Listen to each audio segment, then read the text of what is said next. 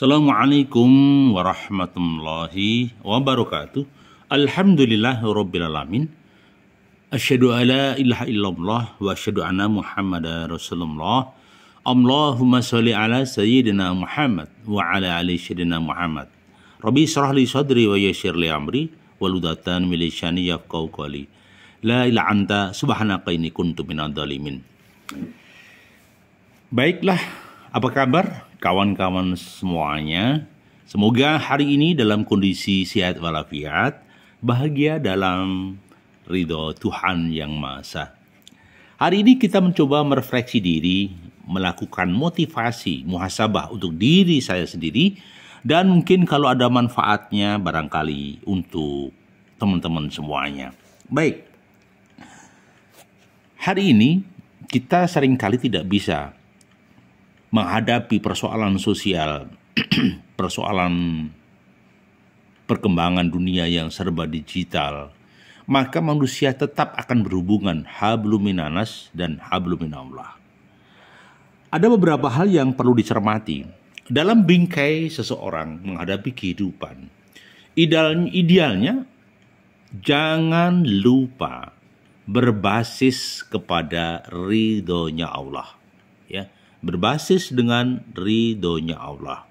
Karena apa? Hubungan dengan manusia kalau tidak berbasis ridhonya Allah akan menjadi masalah di masa depan. Kenapa begitu? Iya, karena orientasi manusia hanya butuh pujian manusia, bukan karena Allah. Ada sebuah ungkapan dari Sufyan Ats-Tsauri bahwa jika engkau bertakwa kepada Allah, maka engkau tidak butuh manusia.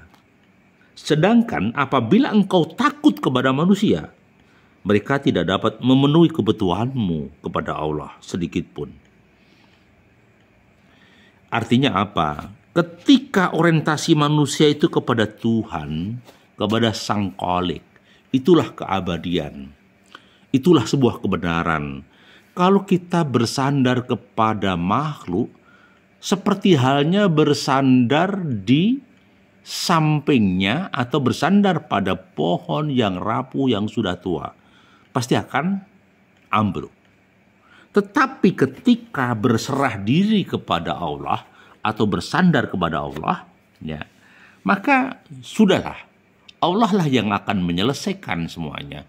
Allah yang akan menyelesaikan segala persoalan kehidupan dunia. Maka sekali lagi, jangan orientasikan kepada manusia. Setiap aktivitas di pagi hari sampai malam hari, maka orientasinya hanya Allah. Allah, Allah, dan Allah. Bukan retorika, tetapi fakta. Kemudian yang kedua, yang menjadi pemikiran kami, andaikan ada orang yang sukses saat kita jaya, atau ketika saat kita jaya dia datang, ketika kita saat mulia mereka datang. Sebaliknya ketika kita sedang jatuh miskin, satu pun tidak ada yang muncul, satu pun tidak ada yang muncul. Mereka akan pergi meninggalkan kita. Apakah itu manusia yang punya pola kesetia kawanan? Tentu tidak. Maka jika semua orang yang pernah dekat dengan kita, di lingkungan kita atau di keluarga kita, misalnya menjauhlah saat kita bangkrut, saat kita kesulitan, saat kita ada masalah, ya, jangan patah semangat, karena Allah masih beserta kita. Allah masih melindungi kita, dan Allah lah tempat pertolongan yang sejati. Kadang orang bersandar kepada kawan, kepada pengusaha. Makanya yang betul bersandarlah kepada Allah. Tawakaltu ala Allah. Jangan pernah bersandar kepada makhluk yang mengakibatkan kekecewaan, yang mengakibatkan kesedihan, yang mengakibatkan goncangan yang amat dahsyat.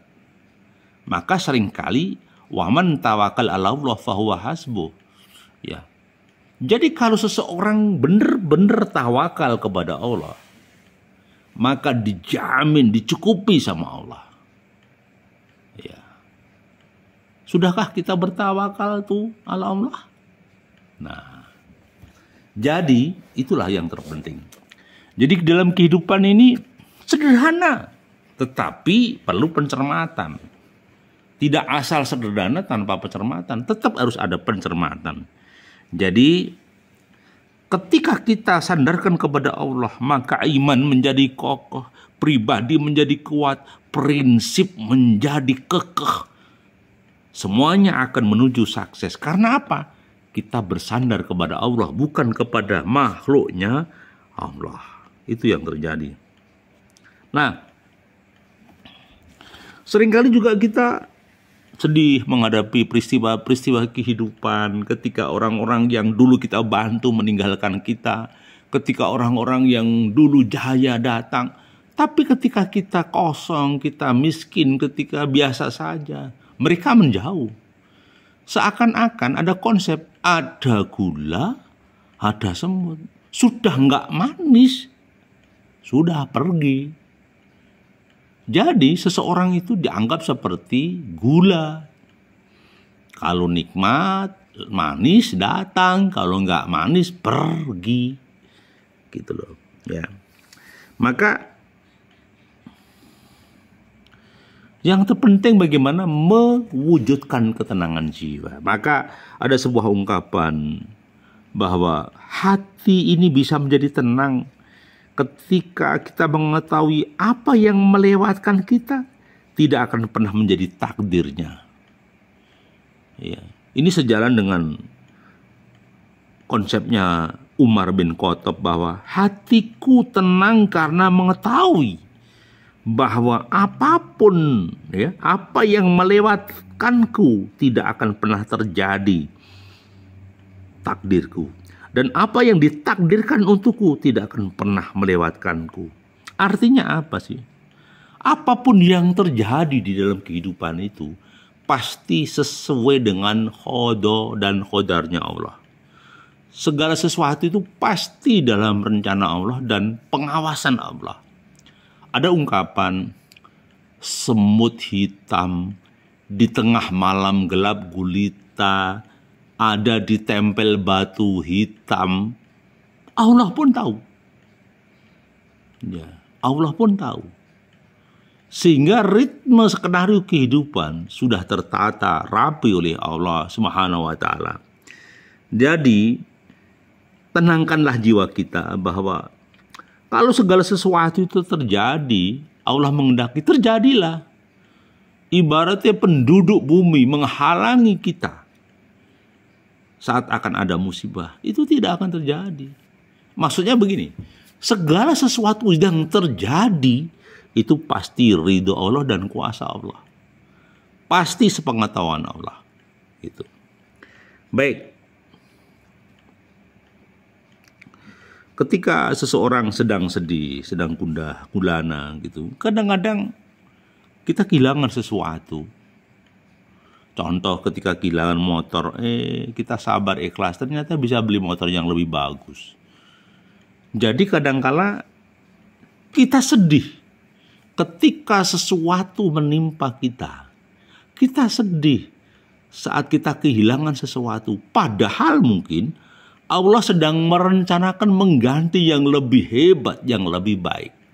Maka jangan pernah sedih dengan qadar Allah, ketentuan Allah. Maka selalulah bersandar kepada Allah semata. Kalau kita bersandar pada manusia, bisa dipastikan rapuh dan hancur. Begitu.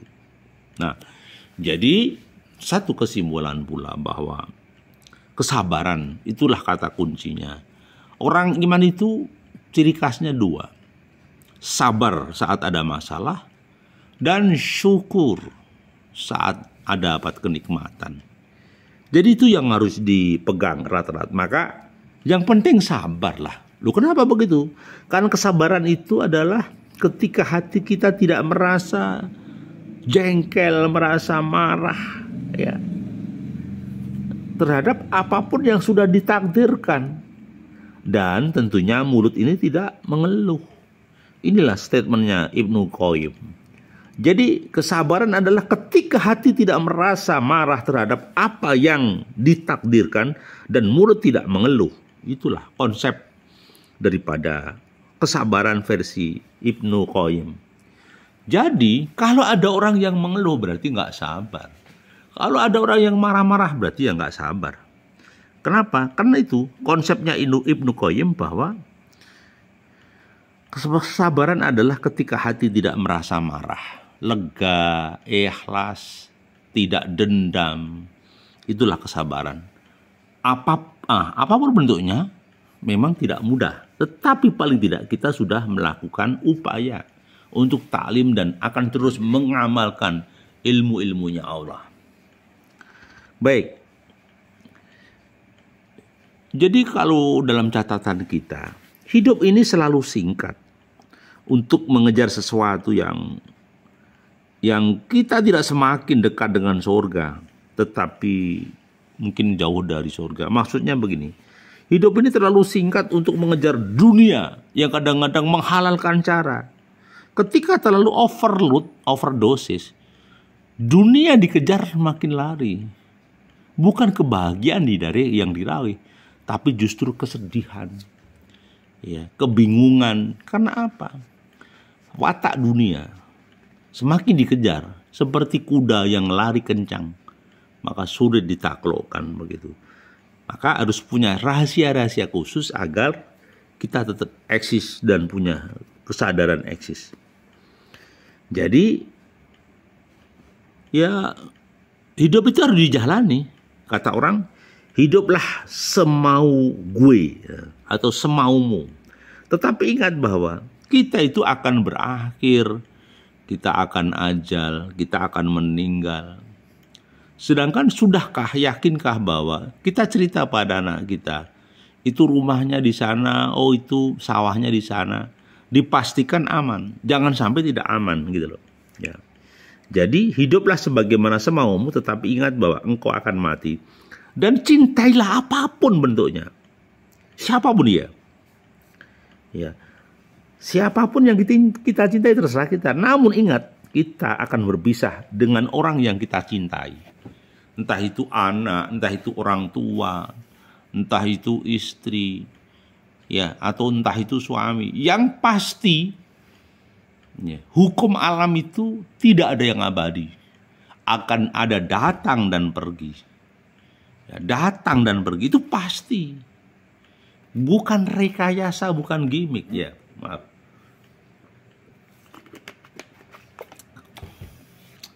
Ya. Jadi perlu digarisbawahi bahwa apapun bisa kita kerjakan dengan segala kemauan. Tapi ingat, semuanya ada pembalasan. Ya, semuanya ada pembalasan. Itu ya mutilah yang disampaikan Imam Ghazali bahwa silahkan you mau berbuat jelek atau baik, tapi semuanya ada balasan. Entah itu dari semesta alam, entah dari Allah, atau yang terjadi di semesta alam, semuanya adalah izin Allah Subhanahu wa Ta'ala. Jadi satu kesimpulan bahwa kehidupan itu cuma 2 hari. 1 hari untukmu dan 1 hari melawanmu. Ya, menarik kan? Ya. Jadi ya kadang-kadang kita menghadapi kehidupan yang 2 hari tadi. Ada yang mendukung kita, bahagia dengan kita, membersamai kita, tetapi ada orang yang meninggalkan kita. Itulah dinamika kehidupan. Ya, jadi ketika ada waktu yang melawan kita, situasi melawan kita, sabarlah. Kita coba selesaikan satu persatu dengan baik begitu. Jadi kesimpulannya adalah, jadi kesabaran itu adalah ketika tidak merasa marah, ya, dan terhadap apapun yang sudah ditakdirkan, mulut tidak boleh mengeluh. Itu faktanya. Jadi udah jalani saja. Jangan terlalu tegang, jangan terlalu sedih gitu.